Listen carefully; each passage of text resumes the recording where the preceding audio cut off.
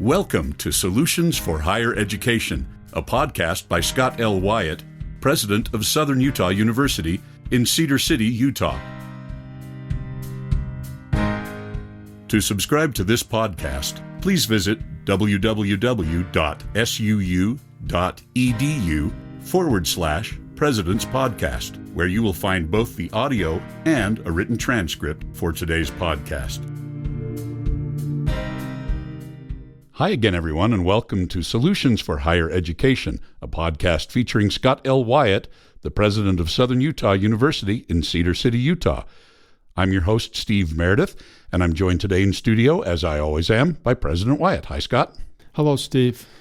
So today we get to talk about an issue that seems to circle around in the news almost continuously in higher education, and that is the issue of free speech and what is allowed at the university.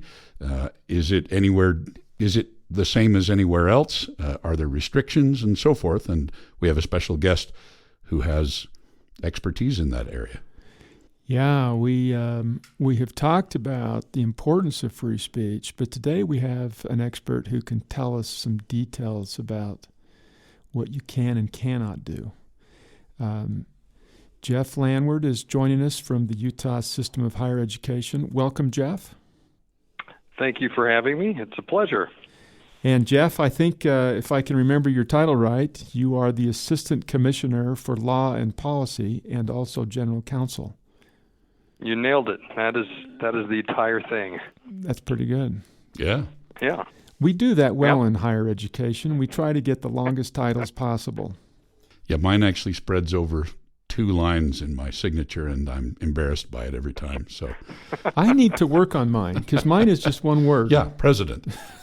But it's like having, there are 2 important people on the campus. There's the president and the custodian. Those are the guys with all the keys, and everybody else, we're just kind of in the middle somewhere. Well, on some days I think we have the same job, just cleaning up messes, fighting over parking spaces. Yeah. Well, Jeff, thanks for joining us from your office in Salt Lake City. I'm really looking forward to the discussion. This is probably something that I enjoy talking about more than anything else when it comes to law and policy on campus. This one takes the cake for sure. So I'm really looking forward to answering questions and talking it through. This is a great benefit for universities, but it's also been such a challenge for universities because so oftentimes those that teach at a university or serve there think they know everything and they want to really persuade people their way of thinking. And sometimes that means stifling speech of those that have a dissenting voice. That seems to be happening around the country. We see that discussed a lot. And at Southern Utah University, we worked really hard to make sure that we are, in fact, a marketplace of ideas, that all kinds of ideas are welcomed, conservative ideas, liberal ideas. And we've always thought that every, and I'm using these words very loosely, but that every liberal kid should be confronted with conservative ideas, and every conservative student with liberal ideas. That's such an important part of learning, and perhaps the true measure of being confident that we're right is allowing dissenting voices to challenge us. So it's kind of that universities should be an open place to talk and to learn how to explore ideas and then how to evaluate them and how to do research to ultimately come up with the best ideas. But there are times when speech should be managed for a variety of reasons. And it's only limited. They're very limited situations. So let's get into that a little bit, Jeff. I think that's one of your areas of expertise. Well, the interesting thing about free speech is, especially on our campuses in our country, it's probably more important there than anywhere else because of what you said, President Wyatt, and that is that our college campuses are intended to be a true marketplace of ideas. And it's interesting because I think in all of the research that I've looked at and all the policies that I've read around the country, every university extols the virtue of free speech and says that they strongly support it. And so I think everybody in principle agrees with this concept. But what I find troubles a lot of universities or trips them up is knowing what is protected and what is not, and how to administer that speech on their campuses. And as you said, there are really only a handful of very restricted areas of speech that are not protected by the First Amendment. Now, some people probably know about, for example, you cannot threaten someone, and it has to be a true threat.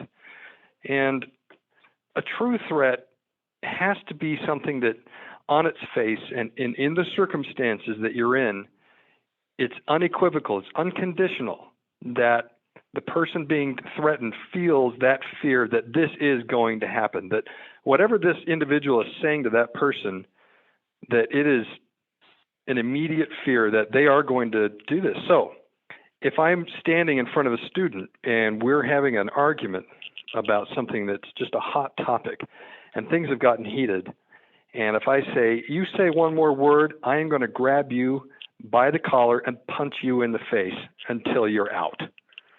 That will probably be considered a true threat because of the circumstances, because we're in a heated discussion. Tempers are flaring, and now I've made that statement, and the person that I've made it to has an immediate fear that I'm going to carry that out. That's a threat. And threats are not protected by the First Amendment. And that just means that states, the government, can pass a law prohibiting true threats and make it a prosecutable offense, a crime. And so that's one area that I think most people understand, yeah, of course you can't threaten another person. But you know what's interesting is that the next one... But let's hang on to that just one more second. Sure. Jeff. I mean, how many times did my mother say, I'm going to kill you if you don't get your bedroom cleaned? Right. You know, But when Roy said, I'm going to meet you after school and I'm going to beat you up, I knew that they were two different communications. There was no question in my mind that one was for real and one was just trying to encourage me to get my room clean. Right. Yeah. And and that's the thing, and that's the trick of it, right? Is the circumstances matter, and that's why it's so difficult to write laws to make sure that you're doing it in a way that's not going to unintentionally restrict what would normally be protected speech.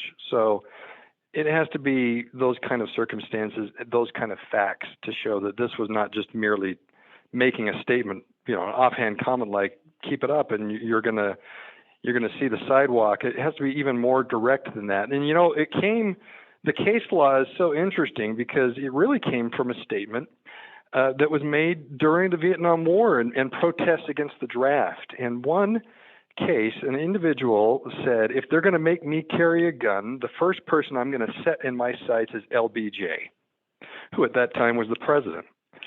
And he was prosecuted, and the court then gave us this doctrine of an immediate threat. And they looked at the circumstances, and one of the things that they considered was the fact that when he said it to this crowd, the crowd laughed.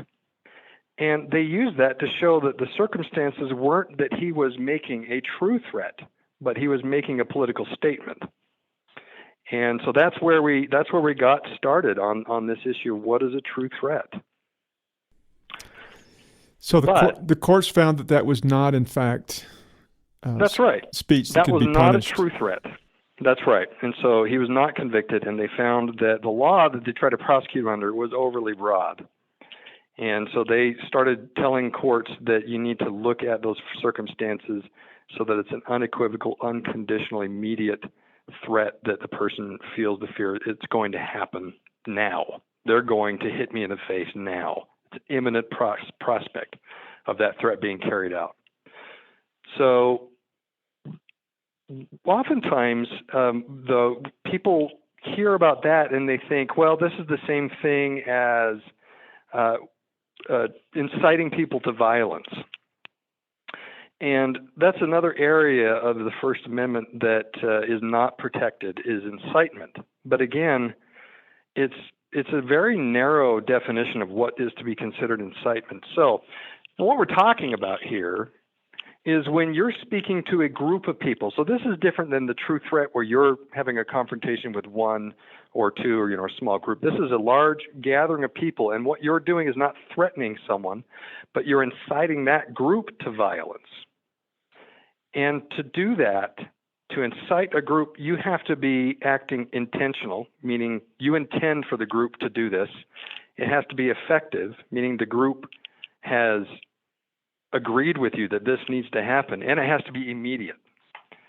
So it can't be inciting a group to violence that's going to happen 3 weeks from now. It has to be that moment, that time. A great example is where you have a large group of people, and maybe you have a politician, and that politician makes an offhand comment about a protester. Now, you can handle this one of two ways, but if that politician who's speaking says, I want you guys to grab that person, I want you to beat them senseless, and that is an effective communication because that group is in that mood and they're going to do that, and it's an immediate response, that's going to be incitement, and that is not protected by the First Amendment. But again, you can see the dangers of this, right? I mean, intentional, effective, and immediate. There are many, many comments that people could be considered even threatening, but under the law are not considered to be incitement because they don't meet that standard. So we hear these kinds of things in group presentations or arguments or debates all the time that are kind of taken that kind of get people nervous. How do you find the line between an intentional incitement versus protected political rhetoric? It takes a lot of analysis of the circumstances when the speech was being made. And for something to be intentional, even going back to that statement that the protester made about setting his sights on LBJ. Now, the court recognized that he was not intending to kill the president with that statement. He was not showing that he had the intent to do that. When we're talking about incitement, the speaker has to demonstrate that he or she wants the crowd to engage in the violent act. If he's talking in a way that you can tell it's more of a symbolic political protest, it could be caustic, it could be offensive. It could even be threatening in a general sense, but unless that there's a specific intent for the crowd to carry out a specifically violent act and that that's immediately going to happen, you're not going to reach that test for incitement. And again, you'll see this theme running through all of these exceptions to the First Amendment, and that is they're very tough tests. That's narrow. That threshold is high. And that really the intent there is because if it's not high, it's too easy for government to censor speech under the guise of preventing threats or preventing incitement of threats. We've seen that fairly recently in Great Britain. Isn't that right? There's been a tremendous uptick in the policing of online like Facebook posts and that kind of stuff, which seem to lack that immediate threat. And I realize they have a different legal structure than we do, but that's sort of what you're talking about. If it lacks that immediacy, then the intent to carry it out, right? It's not just rhetoric posted somewhere randomly. That's right. That's a very good point. And online communication has certainly clouded the case law that governs our First Amendment. I mean, our First Amendment is just a few words, but the case law that the Supreme Court has given us to try and interpret those words becomes quite large. And as new things change the way we communicate, the laws also have to change. And I think one thing that campuses have struggled with over the years as the advent of social media has taken place is how much can they restrict on a student's expression online.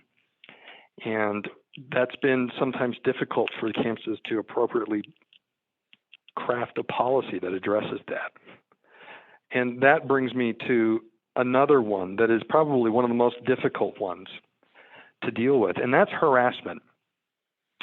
So harassment, the idea is that harassment crosses the line from speech to action. And so we're not just talking about expressing ideas, maybe they're repugnant, they could be bigoted ideas or something like that. And now, I know that you've talked about the importance of free speech in your previous podcast, and so I won't rehash the idea, but one thing that takes a lot of people by surprise is that one of the protections under the First Amendment is hate speech, and that hate speech is protected. Yeah, reason why yeah, go ahead. The fact that we call it hate speech makes it sound like it's a category of speech. Precisely. Which it isn't. And it's just speech. It isn't. It's speech that hasn't risen to the level of any of these exceptions that we've talked about. And that's it. One of the problems with hate speech is that it's associated with hate crimes. And so we think that hate crimes are against the law, and therefore hate speech must be against the law. But they're two totally different things. Hate crime is a crime that is motivated, or one of the reasons for doing it is hate. But still it's the crime that it's all about. So I commit an assault. That's an assault. It's a crime. But if I add to it that I'm doing it because I hate somebody, then we haven't created a new crime. We've just, perhaps in some jurisdictions, created enhancement, right? Yes. But and that's a whole nother issue to talk about. But that's totally different than hate speech. That's right. And that's, I think, why people have so much trouble understanding why hate speech would be protected under the First Amendment, because of that association. Because they associate hate with violence, they assume that the speech is violent, but it's not. In most cases, hate speech is an expression of an idea, an expression of a viewpoint. And you have to remember that even decades ago, a lot of what we consider now to be hate speech was acceptable.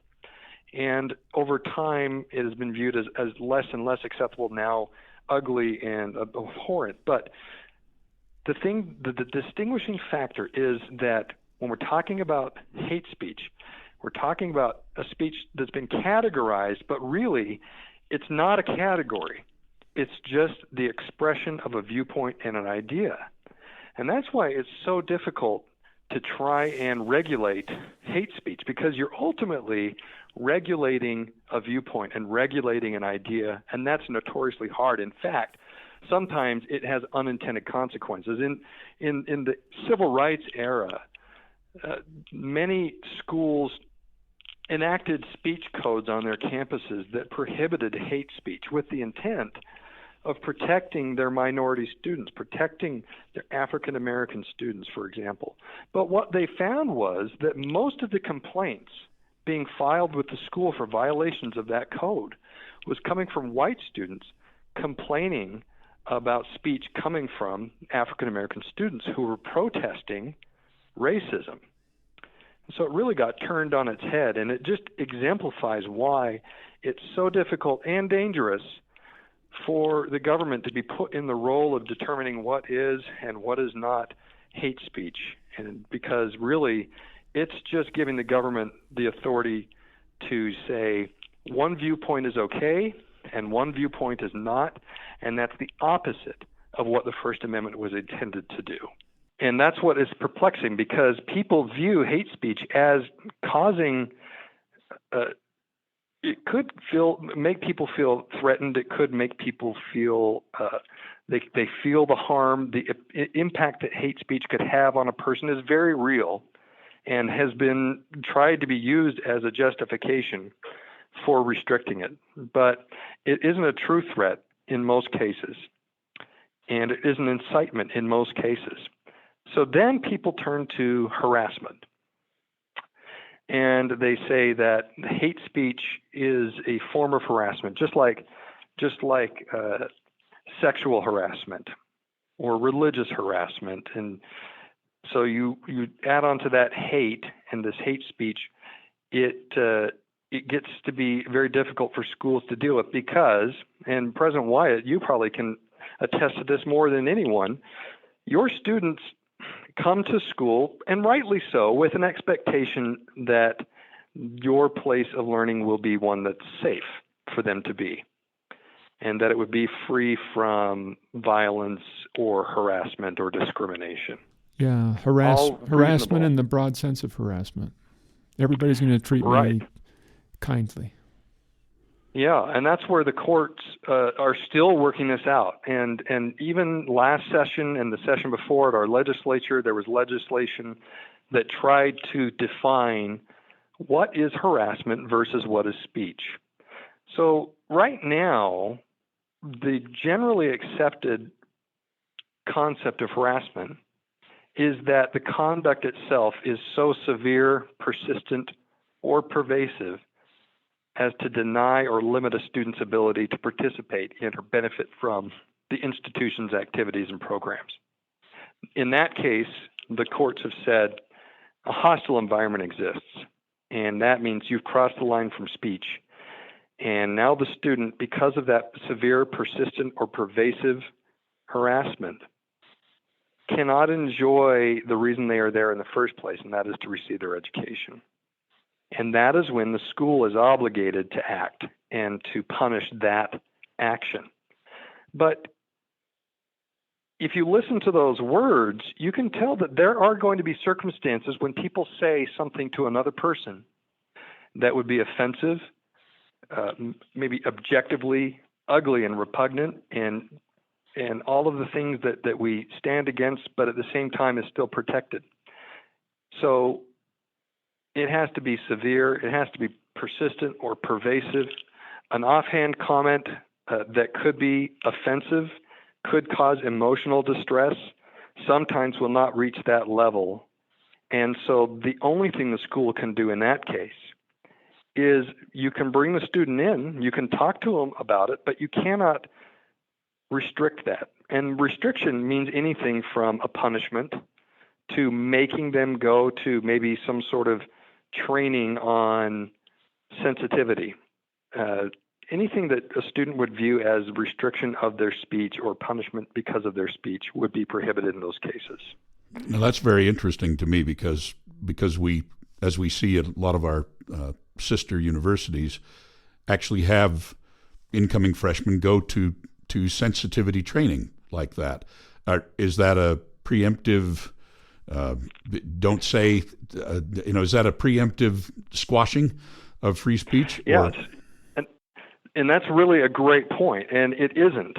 And because what the university is doing is engaging in a dialogue so that people have an understanding. But what happens is in that training, sometimes schools have placed restrictions on speech by saying, we support free speech, but we require that students engage in civil dialogue and that we don't accept any kind of uncivil behavior towards each other, screaming, yelling, obscenities, things like that. And that's where you start to cross the line. But just doing simple training up front to let people know that these are things that you need to think about when you talk. Doesn't mean that you say you can't say these things, right, but it does help them understand the concepts. The difference there is that you're not responding to someone's specific speech. You're presenting ideas for students to learn about. But when you have a student who engages in speech that doesn't rise to the level of harassment or a true threat or incitement, bringing that student in and punishing them would be a violation. And what becomes dangerous is just the mere fact of if it's more than just giving them some advice and helping them understand, but it's requiring them to do something that's deemed as the school is saying what you did was wrong, and therefore we have to correct you, that becomes a very dangerous area. So schools have to be very careful about how they address that. But that doesn't prevent a school or the students around them or professors from expressing the opposite idea. And then really that's what that exchange, that marketplace is supposed to be about. It's like you said, President, a liberal student should be confronted with conservative ideas, and a conservative student should be confronted with liberal ideas. And that goes as far as saying students should have to be confronted with ugly, repugnant, horrible ideas, because then they can confront that, they can understand why it's wrong, how they feel about it, and how they can fight against it with other speech. Now, there is an area that that gives some flexibility to schools, and I think it's simply put like this. Your purpose as a government school, a public school, is to teach and to research. And that's why students go, and that is your government purpose. So if speech somehow interferes with that ability, you can restrict it. And they're called time, place, and manner restrictions. So the way these work, go ahead. Yeah. Yeah, by time, place, and manner, it's the speech itself is okay. It's just that the time you're doing it or the place or the manner is. That's right. That's right. So this has nothing to do with the content of the speech. And it has everything to do with making sure that if your professor is teaching a class, that nothing is going to disrupt them from teaching that class. And if you have a protest outside the window of that classroom and they're using bullhorns that are disrupting the ability for that professor to teach, then that is a restriction that you can place. So a very common restriction is noise levels. Another restriction that you will see oftentimes is that gatherings cannot impede the flow of traffic or pedestrian traffic, something like that, to where you want to make sure that you're ensuring public safety and public ability to transport and to all of that stuff. But at the same time, this doesn't matter what the speech is, and it's content neutral, it's viewpoint neutral. When you issue a time, place, and manner restriction, you can't tie it to any kind of certain type of speech. And that's what's tripped up schools, again, is that safety thing, because you have an obligation under the law, under Title IX, to keep students free from harm, of harassment and discrimination and things like assault and other things like that. So sometimes schools will say, if the speech is likely to incite damage to property or violence, then you have to get a permit before you can do it. That starts to get into viewpoint tests, because now the government entity has to look at, well, what speech are you going to talk about? Oh, you know what? White nationalists, that's racist. And so you have to actually get a permit to walk around our campus and make your protest known. Well, now you've crossed the line into looking at the viewpoint and then making your decision based on that viewpoint. That's just not going to pass the test. It just has to simply be noise levels are these. These are the areas where you're free to have your assemblies. And interestingly enough, all of our schools in Utah, all of the outdoor areas on our campuses are considered free speech zones. So the other part of that is that they have to serve an interest. And so that's why I brought up the fact that your school's interest is teaching the students and research. So a restriction that serves to ensure that that takes place would be acceptable. But if there is no real reason why you're doing that particular restriction, then you're going to see trouble. And then the last thing is that there are alternative means for the manner of communication. And so if you have noise level caps on your campus during the day saying you can't use bullhorns or loudspeakers, is there an alternative message or way for them to get their message out? And an example would be posters and leaflets can still communicate the message to the same audience at the same place without using loudspeakers, and therefore that's an alternative means. Time, place, manner, sometimes we when you were talking about this idea that once you implement a time, place, manner restriction, it has to apply to every kind of speech, regardless of the content. It reminds me of some of the posters we've seen on many of our campuses lately that on two sides of an issue, and one is Black Lives Matter, and then another one that's that propped up, which is it's all right, it's okay to be white. Mm. And some people are offended by the one or the other and think that the one is a better form of speech than the other. Yeah. Because it makes the campus feel more inclusive and caring about different groups instead of a statement that might be viewed as being negative to another group. And frankly, somebody could see both of them as being positive, and somebody could see both of them as being negative. But that's right. But it's not our job to decide between opposing viewpoints. It's still just allow them to go. And traditionally, the best one rises to the top. Ultimately, the best one rises to the top. Takes time and it's a little messy, but that's what democracies are all about. Messy. That's right. It's supposed to be messy. It's supposed to be tested and tested again and tested again. An idea should be subject to all sorts of scrutiny. Now, over the decades, some ideas have not withstood the test, and discriminatory laws based on race or gender or religion or disability, those ideas of why those would be acceptable were tested in the marketplace of ideas, and for all intents and purposes, oftentimes have been found illegitimate. It doesn't mean that now that discourse ends, because it still continues, but that's how these things start. And that's why it's so dangerous to give a government entity the power to determine things like, well, what is hate speech and what is not? Because you rob the opportunity for those ideas, for that speech to be tested in that marketplace. And it's the government that decided what would be tested and what wouldn't be. And that's exactly the point of that First Amendment, is to keep the government from doing that, which means students, faculty are going to be exposed to ideas that they find abhorrent, ideas that they find racist, or ideas that they find disgusting. But that's the point, is that they are free to hear those ideas and people are free to express them, but you're also free to oppose them vocally. And that's when that test starts. Yeah.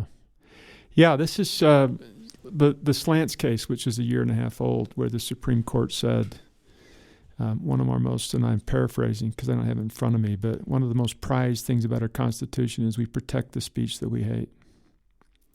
That's right. And I've been teaching in my class about Abraham Lincoln, and we just read a speech that's not a speech, it was a letter from Martin Luther King Jr.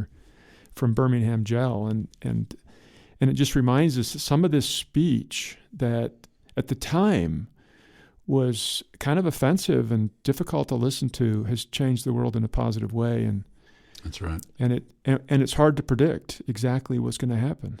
But speech, good and bad, can motivate us to good and bad. But maybe government should be careful about choosing sides.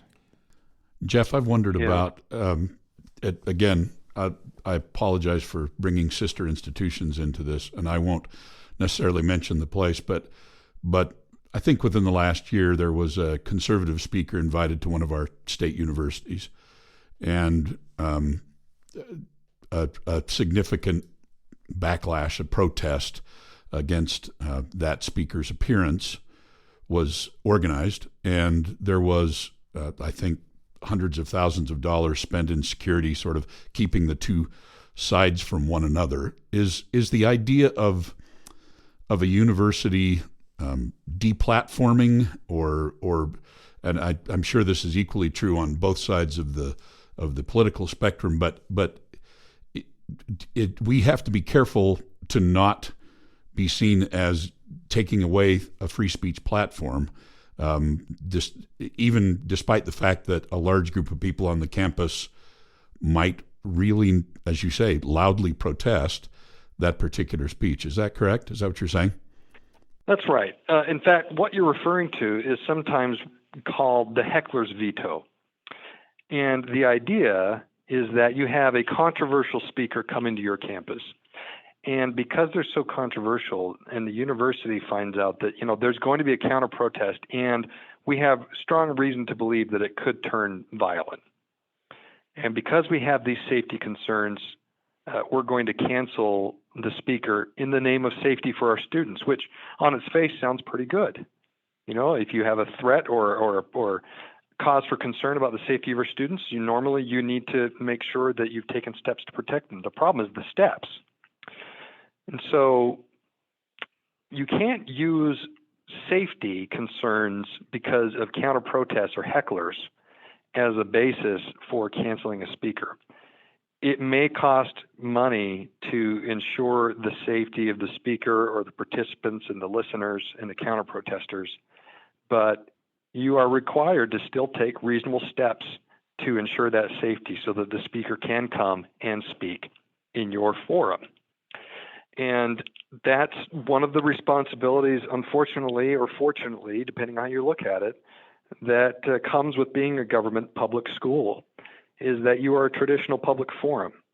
And that means that it is normal for people to come onto your campus and to speak. And that means you have an obligation when you're faced with a speaker who could cause unrest because of counter protests to put the resources there necessary to protect them.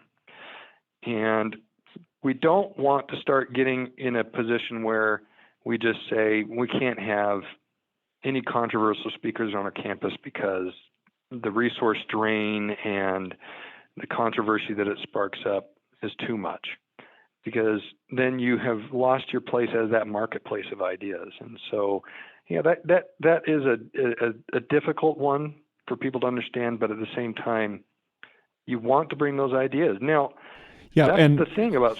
Go ahead. So what you're describing on an institutional level is what we would call on an individual level academic freedom. Mm-hmm. That we've put in all these mechanisms to give faculty members some academic freedom to protect them from saying something that other people would find objectionable. That's right. And it applies. That's exactly right. It applies in some ways. It applies to the institution as a whole, as it does to an individual faculty member in teaching or research. It's kind of interesting to think of it that way. Yeah. Anyway, you were saying.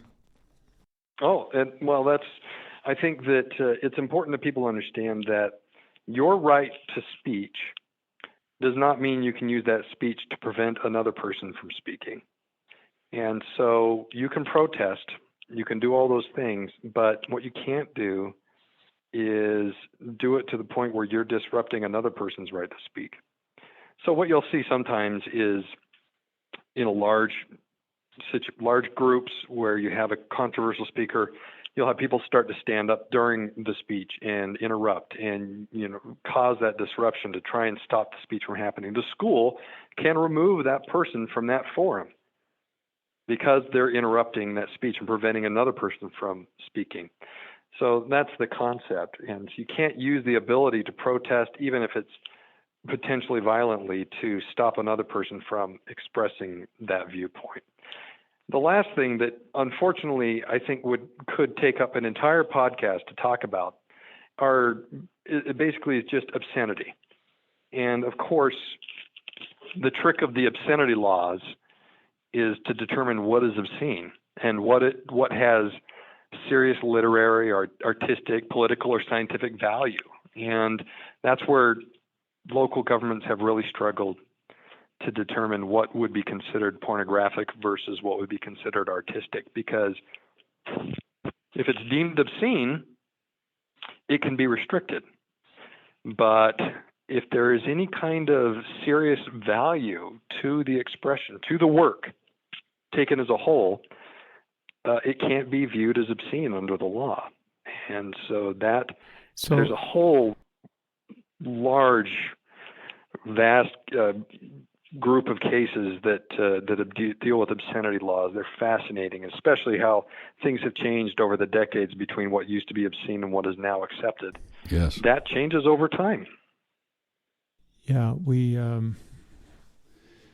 Yeah, so obscenity is a type of speech that lacks, taken as a whole, any scientific, political, or artistic value, right? Yeah. Did I get that Yeah, close it has enough? to.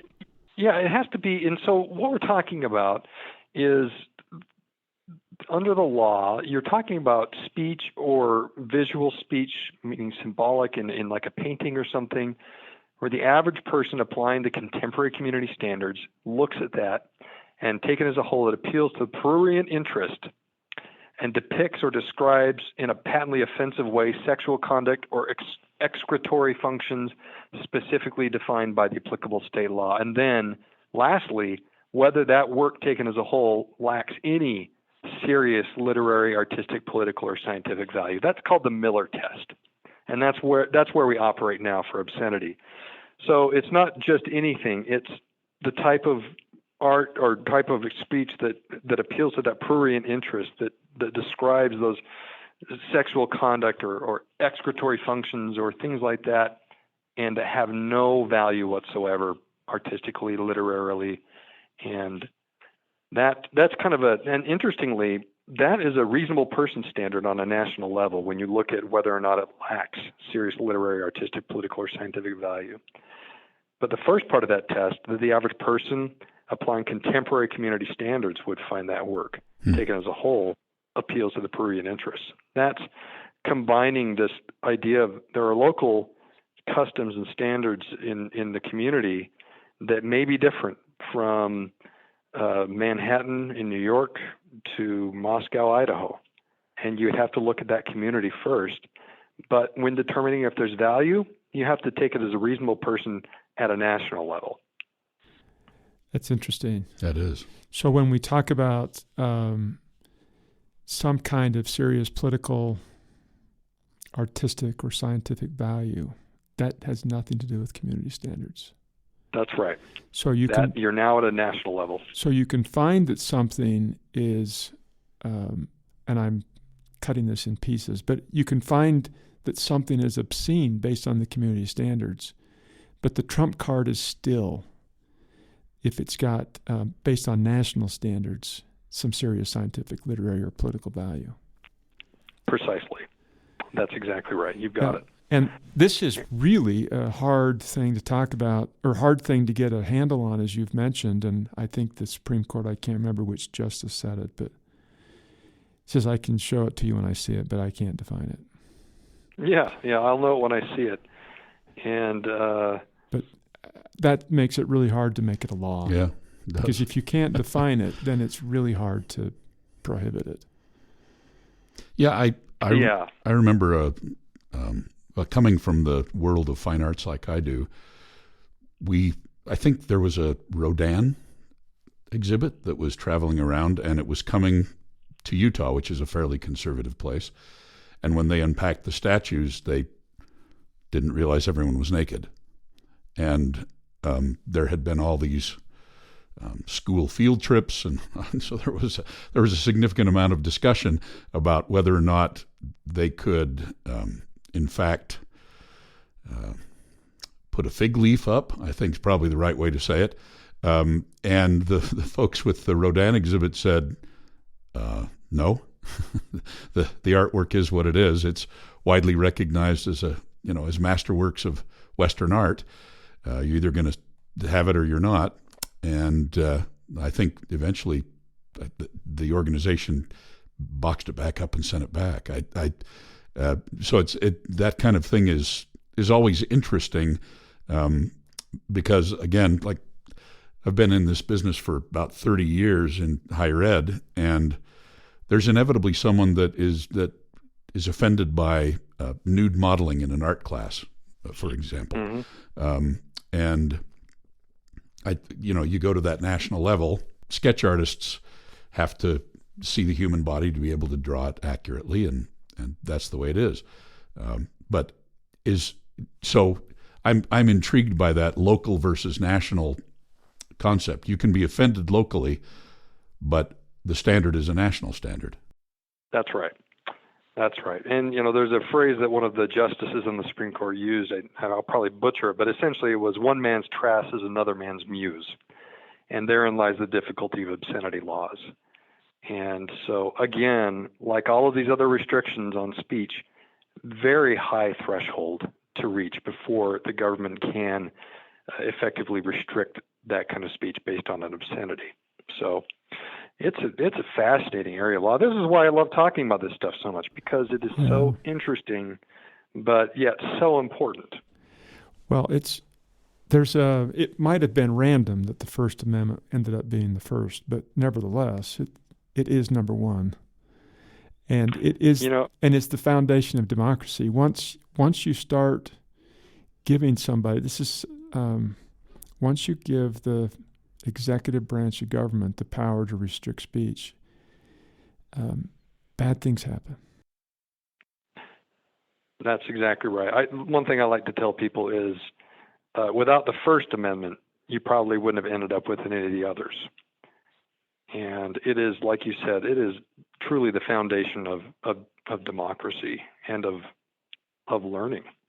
Yeah, there is nothing more important than being able to worship the way you want to worship and think the way you want to think, and assemble together as a group to think and worship or talk the way you want to, without restrictions of government. Otherwise, government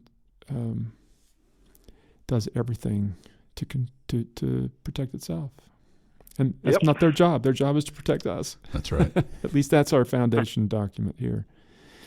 We've been talking about speech, and when you got to this last point on obscenities, it became a bit more clear. But I think it's helpful for us to remember what you have alluded to, and that is speech is more than words. It's conduct and images and all that kind of stuff. That burning a flag is speech.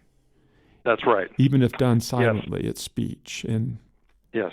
Yeah. It's communication. Body language can be speech. Symbols of any kind are speech. That's exactly right. Yeah. Well, okay. So we've got 5 things that you've listed for us. We can restrict threats if they are immediate threats. We can restrict incitement if that is the intent of the person to motivate the crowd to do violence. So again, both of these imminent. Yeah. Imminent violence right then. Both of these are really the same thing. Either yourself doing it or encouraging somebody else to do it. Exactly. And the tricky part, as you mentioned, is the intent has to be there. The specific intent to commit the violence has got to be there for either of those. Yep. And harassment, that one is, it's got to be pervasive. It can't be a casual comment or multiple comments. It's got to be a pervasive kind of thing that undermines the mission of teaching. That's right. It has to prevent the student from participating in learning and in teaching. And so that requires something that's pretty severe, persistent, and pervasive. It has to prevent the student from being able to get education. Yep. Yeah, that's a big burden to meet. It is. And then you've got the time, place, manner, which is nothing to do with content. The first 3 we've talked about are content-based restrictions, but time, place, and manner is not content-based. Right. As you've said, it's just when can you do it, how loud can you do it. You can't go around town with a bullhorn in the middle of the night or during classes.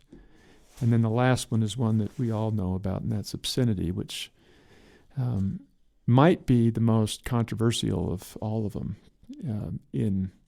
especially in small communities like where we are in Cedar City. Yep. Every time the art department puts out figure paintings, I get a comment from the community.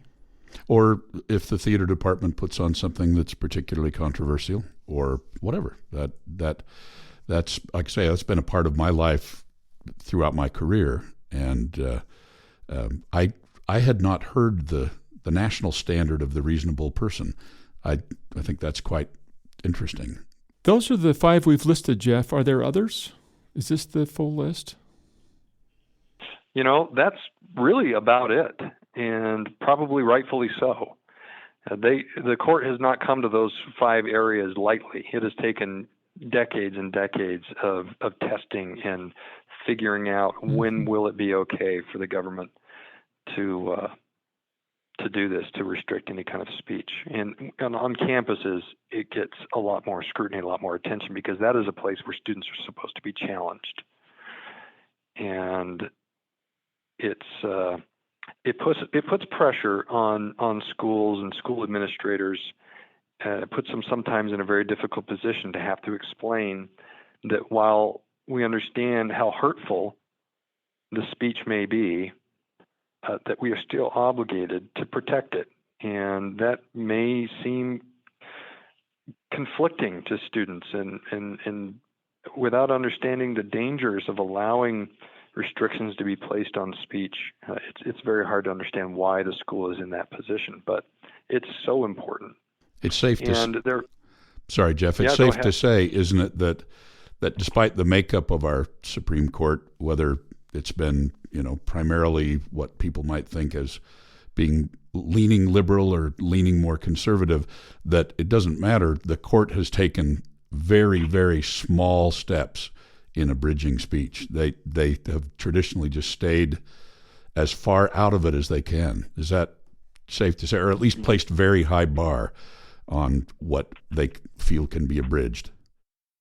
Very much, that's very accurate. And the court has stated that again and again, that they don't want to ever err on the side of giving the government actor too much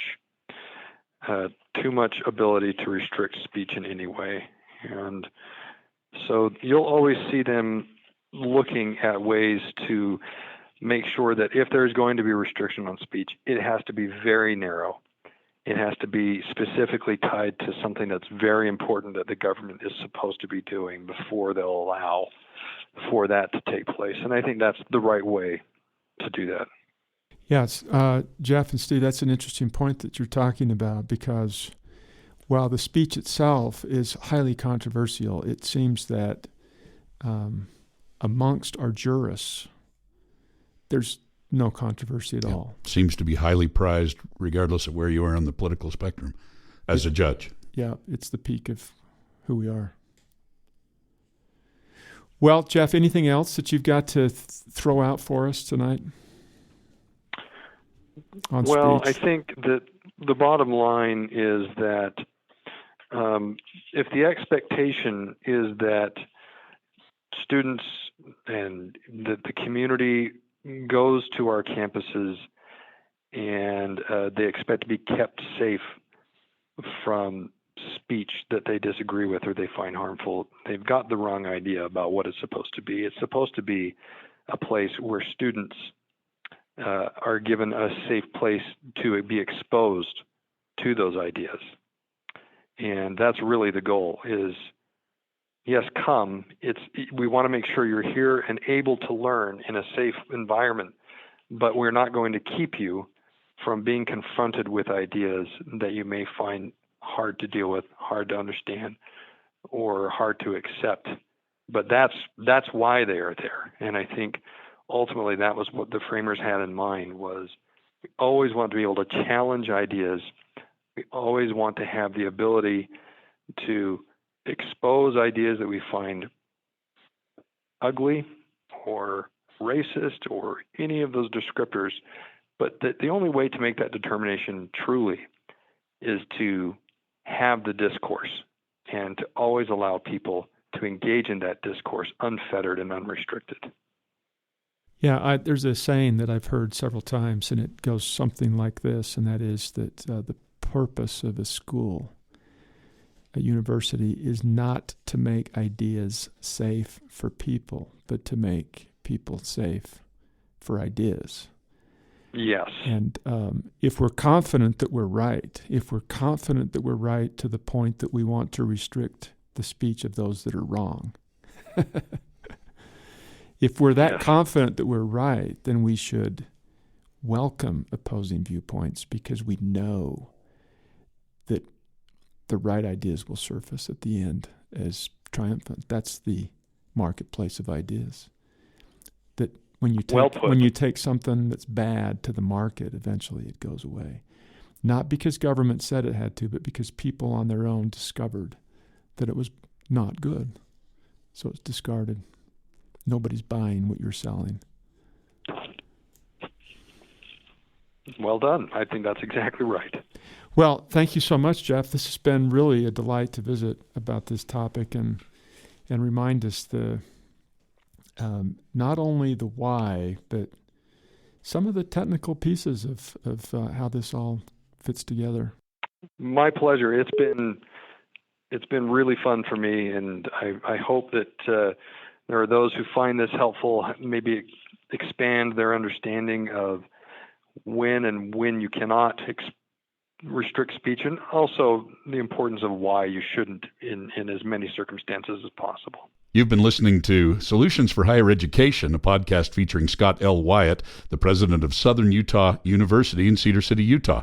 We've had as our guest today, joining us by phone from his office in Salt Lake City, Jeff Landward, who is the Assistant Commissioner for Law and Policy and also the General Counsel for the Utah Board of Regents. Thanks for joining us, Jeff, and to all of our listeners, thank you for listening. We'll be back again soon. Bye-bye.